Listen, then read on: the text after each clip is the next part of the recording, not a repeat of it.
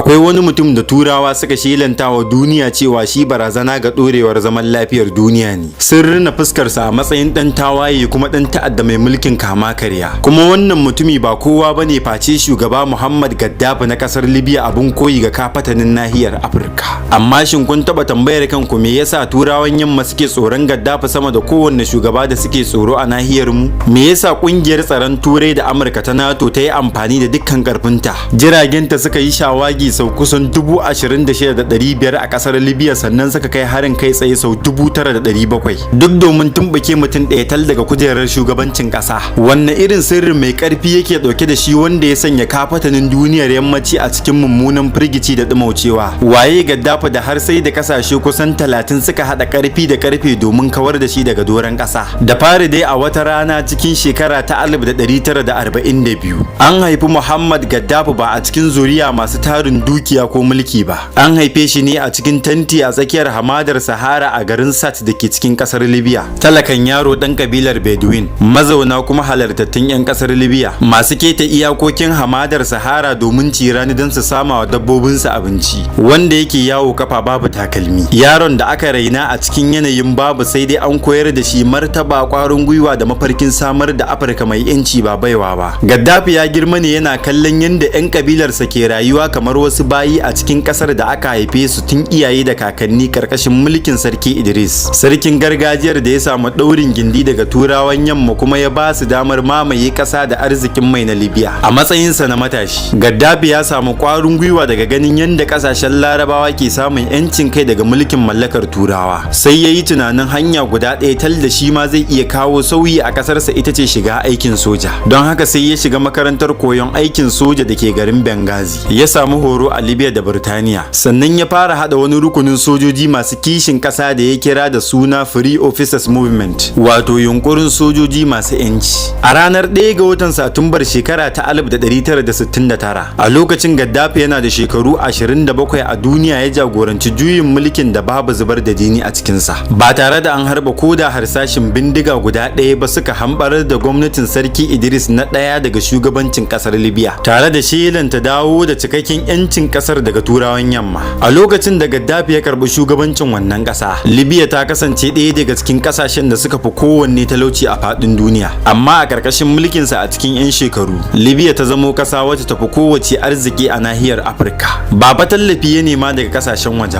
ba kuma bashi ya karba daga bankin bada lamuni na duniya ba, sai don ya kori kamfanonin haƙar mai na kasashen waje daga kasarsa waɗanda ke tatse arzikin man kasar babu dare babu rana. Sannan ya tabbatar Libya ta koma sarrafa arzikinta da kanta, wanda tun farko ya kasance nata ne. Tun daga matakin firamare zuwa jami'a, Gaddafi ya samar da tsarin ilimi kyauta ga duk wani ɗan ƙasar Libya da kuma tsarin tallafin ɗalibai 'yan ƙasar Libya da ke karatu a ƙasashen waje. Ya samar da asibitocin duba marasa lafiya da bayar da magani kyauta. Wasu lokutan ma har akan ɗauki nauyin marasa lafiya zuwa ƙasashen waje domin duba su idan asibitocin ƙasarsa ba za su iya aikin ba. Ya gina teku mafi girma da ɗan adam ya taɓa ginawa a tarihin duniya, wanda ke samar da ruwa domin yin ban ruwa ga shukokin manoma. Tsarin da ke samar da ruwa daga hamadar Sahara zuwa gonaki da gidaje. A ƙarƙashin mulkin Gaddafi, an samar da gidaje ga iyalai da dama kyauta. Wasu kuma sun mallaki gidaje ƙarƙashin tsarin bashin gwamnati wanda babu kuɗin ruwa a cikinsa, kuma tsarin ke samar da gidaje a ƙananan kuɗaɗe. Duk da cewa maganar bayar da tallafin dala 50,000 ga duk wasu sababbin ma'aurata a Libya a lokacin Gaddafi, tun shekara ta 2011 ake ta jayayya a kanta a kafafen sadarwa. Amma dai abin da babu wani mai jayayya a kansa shine Gaddafi ya kaddamar da tsarin tallafi ga sababbin ma'aurata, inda suka rabauta da tsarin gidaje masu arha da tallafin kuɗaɗe daga gwamnatinsa. Ya ba wa 'yan ƙasa wutar lantarki kyauta. Iskar gas ko da fetur a lokacinsa an siye su ne a farashi mafi arha a duniya. A ƙarƙashin mulkin Gaddafi, Libya ta kasance ɗaya daga cikin ƙasashe mafi sauƙin rayuwa a duk faɗin duniya, sannan ɗaya daga cikin ƙasashen da ke sahun farko a ma'aunin ƙididdigar ci gaban ɗan adam, wato ci gaba na su kansu mutanen ƙasa ba iya ƙasar ba. Duk wannan abu fa da Gaddafi yake yi ba wai yana yi ne domin iya Libya ba. Manufar Gaddafi ta kasance domin samar da tarayya ce ta duka ƙasashen Afirka. Saboda Gaddafi ya kasance yana yawan yi wa Afirka wata tambaya guda ɗaya: shin me yasa nahiyar da tafi kowace nahiya arziki arzikin ma'adanai a faɗin duniya kuma za ta kasance matalauciya. Me yasa dole sai mun nemi izinin yin rayuwa daga turai bayan kowannen mu yana rayuwa ne daban a nahiyarsa? Gaddafi ya gabatarwa da Afirka manufofi waɗanda a tarihi suka zama barazana mafi girma ga turawan yamma. Tarayyar kafatanin kasashen Afirka domin magana da murya ɗaya. Takardar kuɗi guda ɗaya domin amfanin duka kasashen Afirka wacce darajarta za ta ringa tafiya daidai da darajar zinaren nahiyarmu. Babban bankin tarayyar Afirka wanda bai dogara da turawa ko bankin duniya ba. Jami'an sojin Afirka waɗanda za su kare nahiyar daga farmakin kasashen waje. Na'urar tauraron ɗan adam da kafar sadarwa ta Afirka.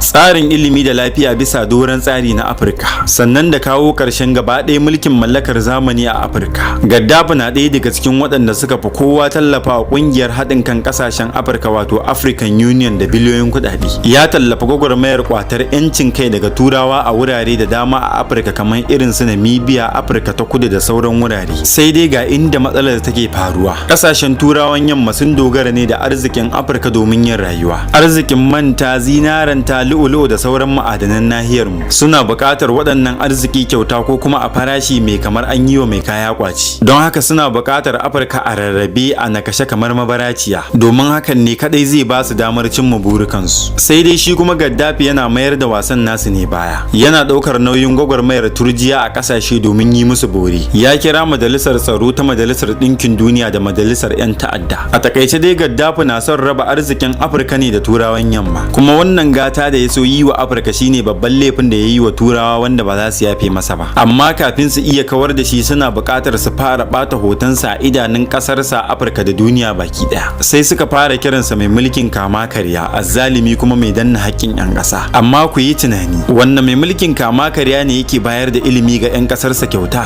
asibitoci, gidaje, sannan ya mayar da ƙasarsa mafi ci gaba a Afirka. Kuma me yasa ragowar shugabannin Afirka waɗanda suke karnukansu suke kashe 'yan ƙasarsu da yunwa amma turawa suke kiransa da ƙawaye? A daidai lokacin da Gaddafi ya tsaya a makogaron turawa sai matsaloli suka fara bulla a Libya wanda su suka baiwa turawa dama. Bayan shafe tsawon shekaru 40 da Gaddafi ya yi akan kujerar shugabancin Libya, matasa da dama ba su taba shaida shugabancin wani shugaban kasa da wayansa a Libya ba sai nasa. Ba kuma kowace irin hamayyar siyasa da kalubalantar ayyukan gwamnati ke da gurbi a wannan gwamnati ba. Sannan yankuna kamar Benghazi suka fara korafin ba sa ci gaba kamar yankin Tripoli. Kwatsam kuma sai wani al'amari ya fara faruwa a yankin Larabawa. Daga Tunisia zuwa Masar, daga Yemen zuwa Syria. Guguwar neman sauyi ta fara tumbuke shugabancin kasashe. Wannan guguwa kuma ta tsallaka har zuwa Libya. A watan Fabrairun shekara ta 2011 sai zanga-zanga ta barke a Benghazi. Da farko dai ta fara gudana ne cikin zaman lafiya da martaba dokokin kasa. Dandanan sai kafafen sada zumunta suka fara ingiza al'amari. Tashoshi irin su Al Jazeera sun taka muhimmiyar rawa. Sai duniya ta ga wannan a matsayin wata babbar dama. Abin da ya fara a matsayin nuna korafe-korafe a cikin kankanin lokaci sai ya koma tawaye da muggan makami. Makamai suka fara shigowa Libya ba tare da ko sisin masu zanga-zanga ba. Masu zanga-zanga sai suka koma 'yan tawaye da makami. Sai kungiyar yarjejeniyar tsaron Atlantika ta Arewa wato NATO ta shigo, wacce a takaice za mu iya cewa kungiya ce ta tsaron Turai da Amurka. Sun ce sun zo ne a matsayin masu kare haƙƙin 'yan ƙasa amma asalin manufarsu ita ce kawar da Gaddafi daga doron ƙasa. A cikin watanni 7 kacal sai da jiragen NATO suka yi shawagi sau 26,500 a Libya. Suka kai farmakin kai tsaye sau 9,700 akan sojojin Libya, birane da gine-ginen gwamnati. Yanzu yaƙi ba na farar hula bane face cikakken yaƙin ƙasa da ƙasa tsakanin mutum ɗaya tal da turawan yamma. A watan Oktoban shekara ta 2011 gwamnatin Gaddafi sai ta durkushe. Ya yi ƙoƙarin guduwa zuwa Sat mahaifarsa sai dai akan hanya jiragen NATO suka tashi ayarin motocinsa. Gaddafi da shi da wasu mutanensa sun samu nasarar fita daga cikin motocinsu inda suka ɓuya a cikin bututun magudanar ruwa. Sai dai 'yan tawayen yankin Misrata da ke adawa da shi a ƙasar, waɗanda suka fito daga cikin yankunan da 'yan Benghazi ke ganin sun fi amfana da gwamnatinsa, su ne kuma suka kama shi da ransa akan turbayar ƙasar Libya.